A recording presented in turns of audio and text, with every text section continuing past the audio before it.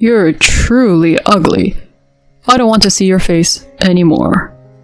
After devoting myself for 20 years, my Kirk suddenly said such a thing to me. I remained frozen, and he continued. I felt nauseous just looking at your ugly face. Leave me alone. Get out of this house. With a twisted expression, my Kirk delivered these words. At that moment, I reached my breaking point. I can't endure this kind of treatment any longer, and I absolutely won't forgive you. Despite feeling intense anger, I contained it and calmly replied, Fine, I've had enough. I'll disappear from your life as you wish. In response, Kirk replied with excitement. It's great that you're so understanding. Hurry up and leave, you ugly one. However, after that, he would come to me in tears. My name is Sarah Tanner, a 46-year-old working housewife and a company employee. My husband's name is Kirk Tanner. We met at work. One day, Kirk transferred to my workplace. I found myself in a position where I had to guide him, despite him being 2 years younger. Kirk was often called cute by the female employees at our workplace. He had expressive eyes, a docile personality, and was skilled at being affectionate. I, too, gradually developed feelings for him. During that time, Kirk asked me out. I admire how dependable you are, Sarah. Please, go out with me. Moved by such a sincere confession, my heart was touched, and we began dating. After 2 years, he proposed to me. I accepted it, and we were full of happiness. Subsequently, we rented an apartment and started our newlywed life together. However, as we began living together, I soon realized that he was completely incapable of doing household chores. Clothes were left lying around, trash was not thrown into the trash bin, and he wouldn't even bother to put away the dishes after eating.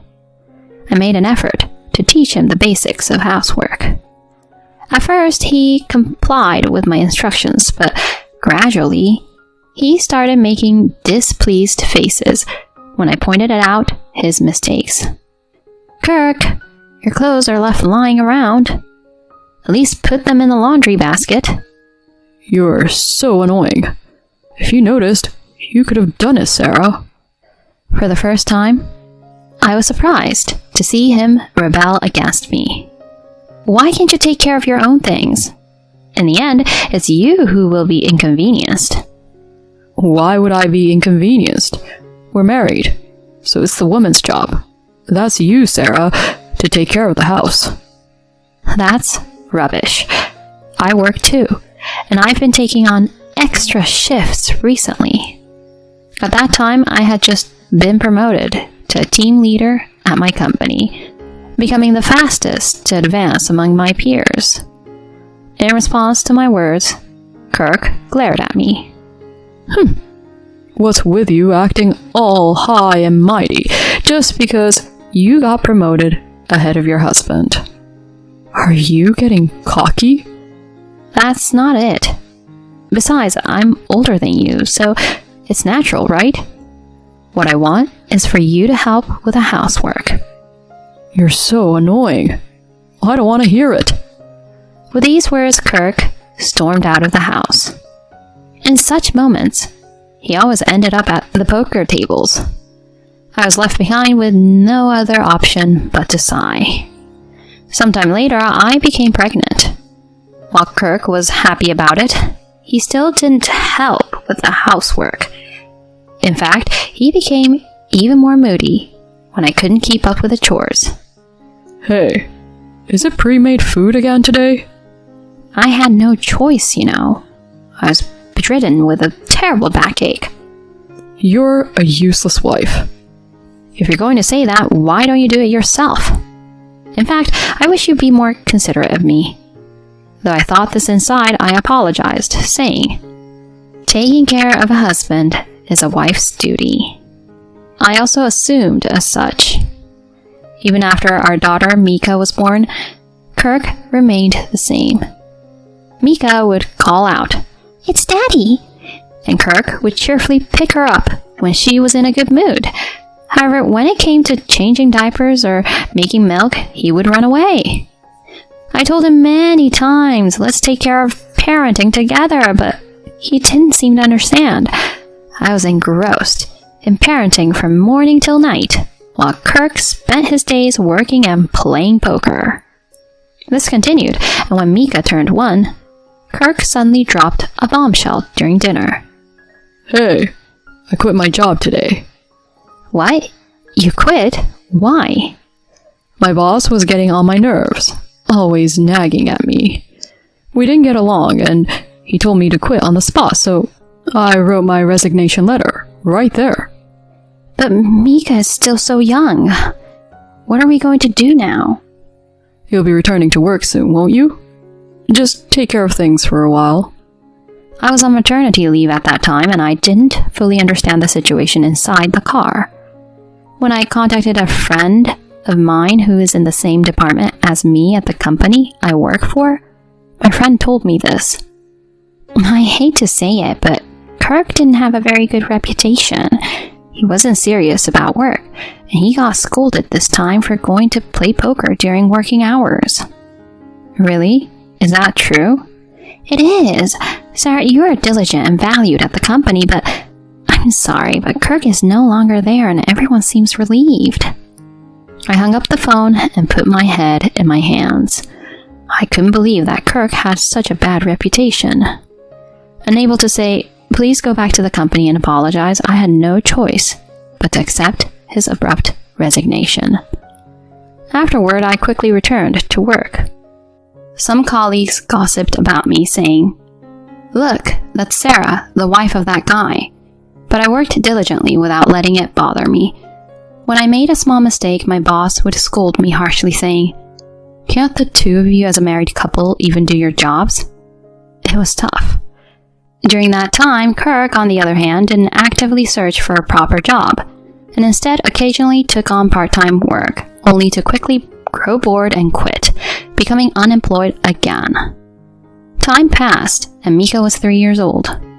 A friend mentioned starting her own company and approached me. She said, "Our company offers better benefits than your current workplace. Why don't you come and work with us?" Having faced difficulties at my current workplace, I was thrilled by the offer and accepted it, leading to a job change. To my surprise, my friend also introduced Kirk to a job at a subsidiary company. He too was delighted by the favorable conditions and finally returned to work as a full-time employee. Subsequently, we decided to leave our modest home and purchase a new one. Since Kirk didn't want to pay the mortgage, the house was registered in my name. I was taking care of work, household chores, child rearing, and looking after my husband, spending each day quite busy. Such days continued, and before we knew it, we had been married for 20 years. Our daughter Mika had turned 19 and was attending university. I was still working at my friend's company and had become a department head, earning more than my peers. Kirk, too, continued working at the subsidiary company. He still didn't do household chores, but compared to the time when he was unemployed, I couldn't help feeling grateful that he was working. I continued to take care of Kirk, cooking meals every day and looking after his needs. Then, one day, Mika says something like this to me. "You're spoiling Dad too much. He can't do anything without you, Mom." I replied to Mika, "That's how married couples are." However, it was perhaps a little while after celebrating our 20th wedding anniversary. Kirk would say, I'm busy with work, and return home late.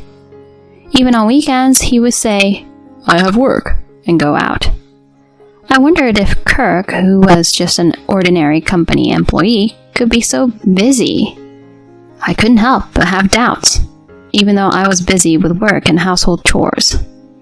Then, on my birthday, which came a while after that, I received a message from Mika, who was living on her own, saying, "Happy birthday, Mom."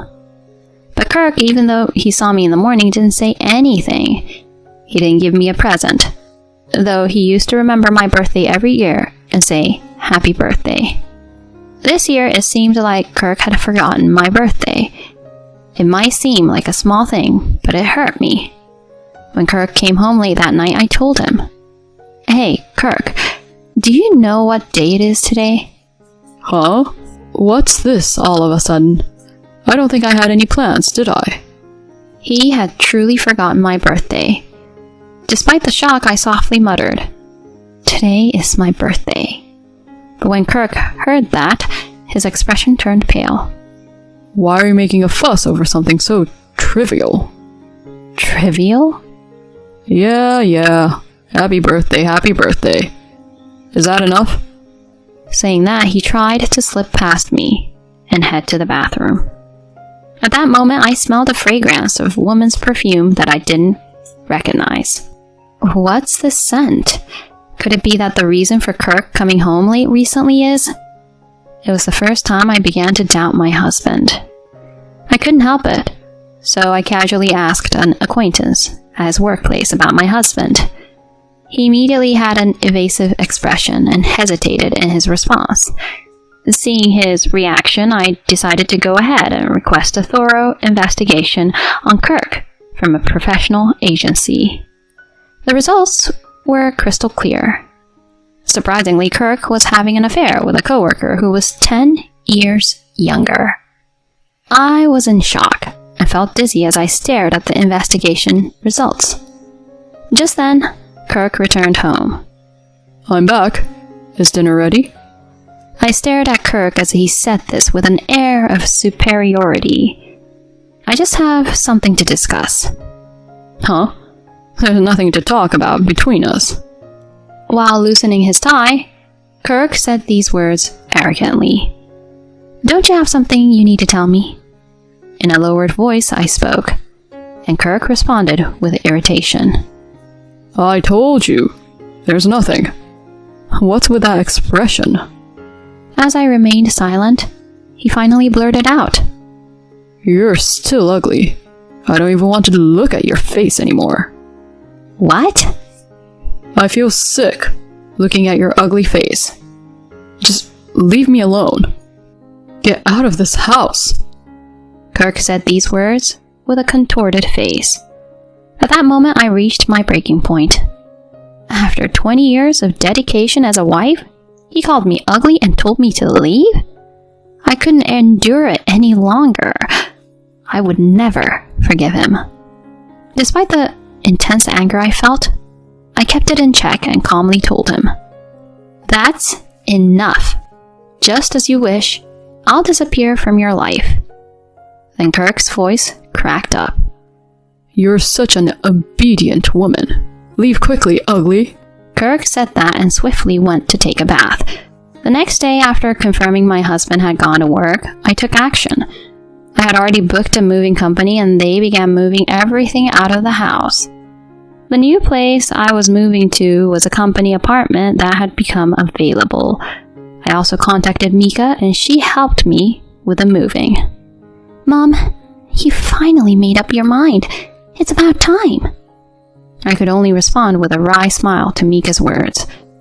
After leaving the house, which I had emptied, I placed the neatly prepared divorce papers in the living room and left the home where we had lived for many years. Late at night on that day, I received a call from Kirk. He kept calling multiple times, one call after another, almost like a maniac. "Hello?" Finally answered. What do you think you're doing, just leaving on your own like that? He berated me with a voice so loud that I thought my phone would break. "Well, you don't want to see an ugly face like mine, right? So, I left as you wished." What? What the hell are you talking about? "Tomorrow at 5 p.m., meet me at the cafe in front of the station and let's talk there." I said that and turned off my phone to get some sleep. The next day, waiting at the cafe, Kirk appeared with a flushed face. Hey, what do you think you're doing? "What do you mean?" I mean everything. Why are you taking away all the furniture and appliances? How am I supposed to live? Kirk aggressively confronted me, and I calmly responded, "I pay for most of the furniture and appliances. What's wrong with taking them? Besides, You wouldn't do any housework, even if we had appliances, would you? You'd just waste them. I paid for most of the furniture and appliances myself. When I pointed that out, he became even more obstinate. Even if that's the case, there are right and wrong ways to do things. And what's with leaving the divorce papers behind? Do you want to divorce me? Yes, that's right. What? I want to divorce you. Will you sign? What? You didn't expect me to initiate the divorce? Well, we've been married for 20 years. That's right. I've dedicated myself to you for those 20 years. But being called ugly in all of this, I can't forgive all of this. All of this? I spread the investigation results from the private investigator on the table. The video showed Kirk walking arm in arm with another woman, entering a hotel together, and various other things. What the hell is this? Did he investigate me? Yes, I had you investigated. It seems like you started this affair this year. And did you enjoy betraying me and meeting her? Ugh. With Kirk struggling for words, I said calmly, "So we are getting a divorce. I'll request $300,000 for the affair, compensation, and asset division. The house is in my name, so I'm going to sell it. Please leave soon." Wait a minute. A fair compensation? Selling the house? Please don't do that to me. The man who just moments ago was concerned with another woman now had a pale face. I looked down at him with cold eyes. Also, I reported the in-car affair to your workplace. You'll be dismissed soon, by the way. It seems you had a pretty bad reputation even at your current job. Huh? Dismissed? Yes, you'll be unemployed again. Do your best with your affair partner. No, it's not like that. She was just a fling. I never thought of divorcing you. I only love you. Please, let me keep working at your company. Kirk begged with an expression that seemed on the verge of tears. I ignored him and said, with a cold look, "Oh, by the way, Mika said, don't ever contact me again." Huh? Why? She doesn't want to consider you her father anymore after you caused so much distress to her mother by not helping with parenting. Kirk then frantically started messing with his phone. I tried to contact Mika. She's not answering. No, this can't be. I'm still her father. I contained my laughter and said, "Well, now you've got what you wanted. To be on your own. You must be thrilled, right?" Sarah, please listen. Well, it's time for this ugly lady to say goodbye. I'm sure you don't want to see this ugly face anymore. Sarah. Ignoring Kirk's plea from behind me, I left the scene. Our divorce was finalized later on. I claimed $300,000 for emotional distress and received a fair share of our assets. Kirk did indeed get fired from his job shortly afterward. According to stories I heard from his coworkers, the higher-ups in the subsidiary company had reservations about letting him go due to my connections with the management. He had a bad work attitude, and his affair was well known within the company. It's not an excuse, but I feel sorry for what I unknowingly caused. Kirk's lover faced a similar fate, losing her job as it became awkward to work in the same place, and she eventually resigned. Kirk returned to the countryside, and our relationship was over. I was able to force him to move out of the house, and we sold it. Kirk tried to get back together with me multiple times, but when I asked him, "Do you really want to start over with this ugly woman?" he fell silent and eventually stopped contacting me. Now he lives in a cheap apartment and makes a living from day labor. Even knowing that, I don't feel any sympathy for him. If anything, I think he got what he deserved. As for me, I left the company-owned housing and bought a one-bedroom apartment to live comfortably on my own. With a divorce compensation, I plan to go on a trip with my daughter Mika soon. In the future, I intend to cherish what I have left and make the most of it while enjoying my travels.